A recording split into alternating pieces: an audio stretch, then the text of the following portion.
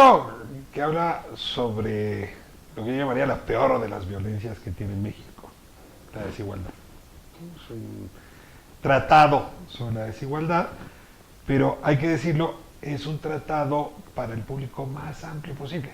No es un libro de economía pesado, con números, sino aproveché una narrativa que te va llevando, te va conduciendo de a poquitos a partir de episodios recientes de la prensa mexicana, episodios como Las Ladies de Polanco, El señor Sacal, el muchacho este que se aventó de aquel transatlántico en Brasil, y que a partir de hechos que hemos todos visto, me ayudan a explicar cómo se construye la vida allá en el penthouse, en la otra desigualdad, ¿no?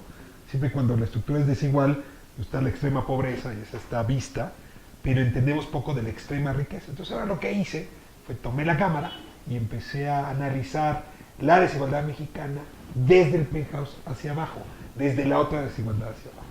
De eso va el libro y no encontré mejor título que Mi Reinato para hablar de esta época donde la desigualdad es tan extrema.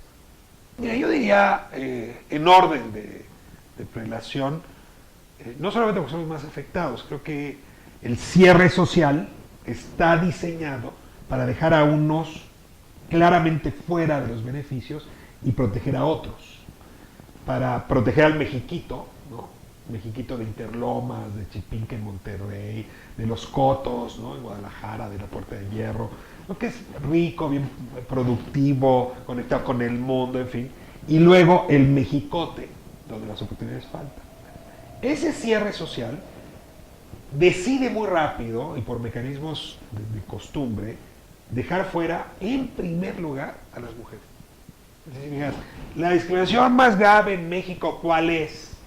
Pues por lo que te podría sorprender lo que te voy a decir, mujeres. Déjame plantearlo así. La autonomía humana viene de tu ingreso. Si tú no tienes oportunidad laboral, tu ingreso es bajo o no tienes, dependes de alguien más, inmediatamente caes en los pisos de hasta abajo de México. En la mayoría de los países europeos, yo te diría americanos, asiáticos, 6 de cada 10 mujeres trabajan. En México solo 4 de cada 10. De esas 4 que trabajan, la mitad no están ingresando más de 120 pesos al día. Es decir, eso ya es línea de pobreza. A ver, somos la potencia número 13 del mundo, pero en el ranqueo, en la clasificación vinculada a oportunidades para mujeres, ocupamos el lugar 111. Entonces, primer lugar de discriminación, mujeres. Luego, suma esto, jóvenes, ¿no? Si tú eres joven y sobre todo tienes bajo nivel educativo, vienes del sur-sureste, sumas otras características, tus oportunidades laborales, de desempeño o educativas se han restringido mucho con respecto al siglo anterior. Y el tercer grupo fuertemente vulnerado son los grupos étnicos originarios, ¿no? Las 60 y tantas etnias que hablan distintas lenguas en este país, que claramente son los que reciben de este Estado mexicano los últimos beneficios. Puedo seguir, y hay otras formas de discriminación religiosa, geográfica, incluso de identidad, de identidad sexual, las hay. Y ese conjunto hace robusto, muy robusto el cierre social. Pero claramente estos tres, que arranco con mujeres, jóvenes, indígenas y cuelo ahí, color de piel, ¿no? Entonces también afrodescendientes, en fin, esos tres elementos hacen que en nuestro país el cierre social funcione de maravilla para privilegiar a unos y castigar a otros. Ayotzinapa. O sea, yo sé que podríamos pensar que las leyes de Polanco que hablan muy bien de cómo desprecian al policía, al que trabaja, te acuerdas que la frase es asalariado de mierda, ¿no? O el caso de la ley de Profeco, que lo que hace es asumir que la chava de su papá es patrimonio de casa, ¿no? Entonces por eso puede dar órdenes. O el caso del señor Sacal, ¿no? O del güero Cachetadas, Velasco, ¿no? Que puede golpear a alguien que considera inferior. Todos esos son parte del virreinato. Pero yo creo que el caso de Abarca en Iguala es, le gana a todos los demás por el conjunto de elementos. A ver, es un actor privado, además criminal, que se apropia de un espacio público, la presidencia municipal, que como la ley de Profeco lo vuelve patrimonio de su familia, que pone a la autoridad policial a sus órdenes, que en efecto puede desviar el uso de la justicia al punto de ir por las poblaciones más vulnerables, porque esos son los normalistas de Ayotzinapa. Se ha dicho muchas cosas de ellos, pero no se les olvide que sobre todo son poblaciones indígenas y son poblaciones jóvenes, ¿no? Y son los más vulnerables. Contra eso se utilizó el Estado y se fue encima. Luego la prensa ha seguido yéndose contra ellos, que son guerrilleros y que eran criminales. A ver, vamos con mucho cuidado, ¿no? Pero además llega a la desaparición forzada de estos personajes, al homicidio, y una vez que se construye este escenario, un ataque mediático contra todo aquel que quiere decir que ahí hubo una injusticia. Desde el Penthouse diciendo, por favor, ya cierren el expediente, que esto se acabe ya. Hombre, pues si no son niños de Polanco, son indígenas normalistas de Ayotzinapa.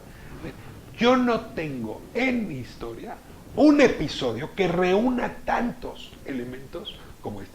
Claro, faltaba uno, la corrupción al más alto nivel. Y entonces, como por arte de magia, la Casa Blanca llegó como cereza al pastel. Entonces ya el conjunto de elementos se completaron para decir que no solamente se abarca quien utiliza al Estado para su beneficio criminal, sino que hay muchos en el Estado mexicano que utilizan de manera ilegal en las instituciones y la ley y que desde luego desigualan, ¿no? Que ese es el tema principal.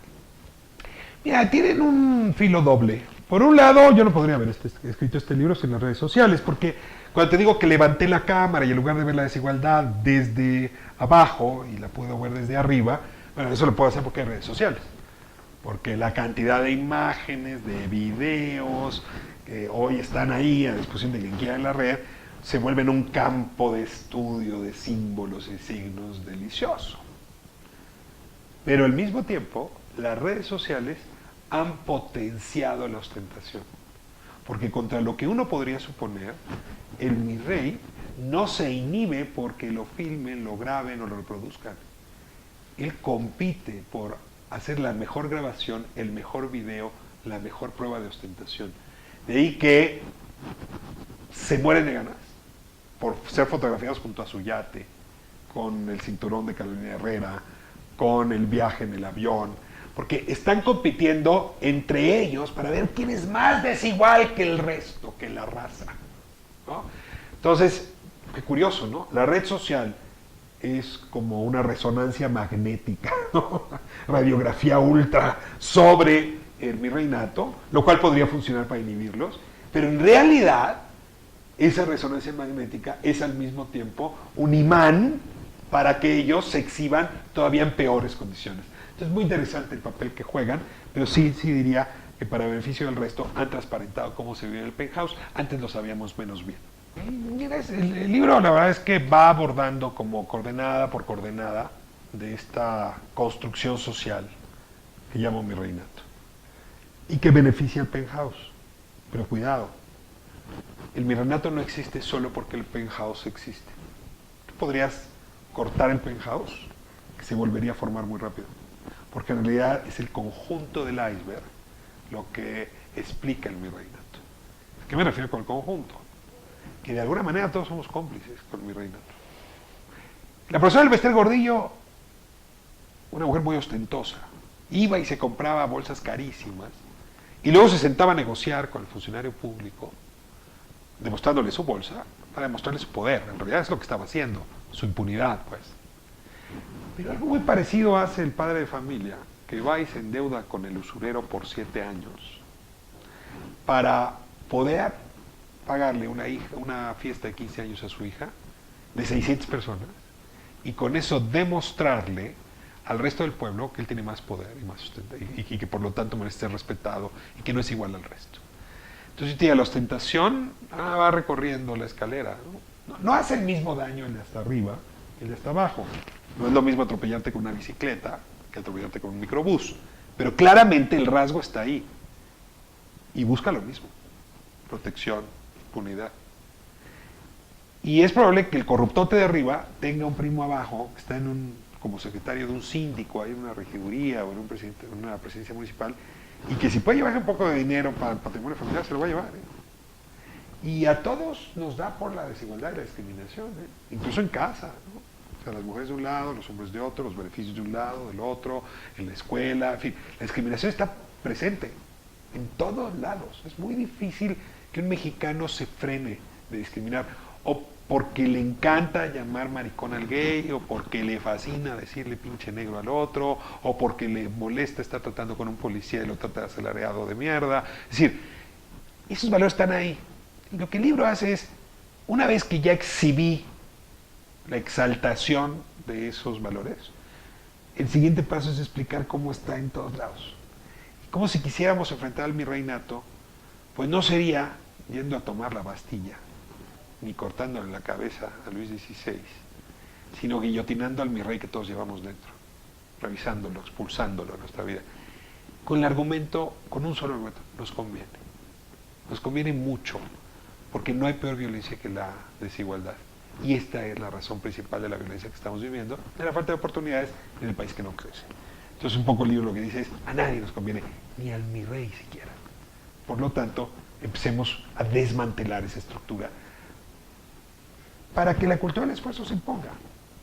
¿Eso qué quiere decir? Pues para que las oportunidades empiecen a ser similares para todos. Seamos iguales ante la ley, seamos iguales ante la autoridad y nos podamos ver más al tú por tú, como dicen, o seamos más igualados. Creo que este país se lo merece. ¿Eh?